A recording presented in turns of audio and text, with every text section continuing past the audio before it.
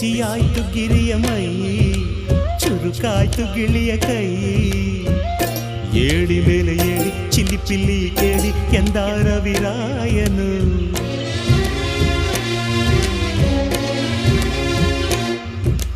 ಮರಗಿಡದ ತಲೆಯ ಒರೆಸಿ ಹಿಮ ಬಿದ್ದ ನೆಲವ ಗುಡಿಸಿ, ಆಹಾ ಹೊಲಗದ್ದೆ ಇನ್ನೂ ಎಂತ ನಿದ್ದೆ ಎಂದ ದಿನರಾಯನು. ರವಿರಾಯ ನಿನ್ನ ಮನೆ ಕಾಯ ಬಿಡುವೆಂದೋ ನಿನಗೆ ಮಹಾರಾಯ. ಧಗ ಧಗ ಉರಿಯುವೆ ಝಗ ಝಗ ಬೆಳಗುವೆ, ನೀನು ಬರದೆ ದಿನವಿಲ್ಲ. ಅಂಬರವೇರಿ ಅಂಬರವೇರಿ ಸೂರ್ಯನು ಬಂದಾನು, ತಳ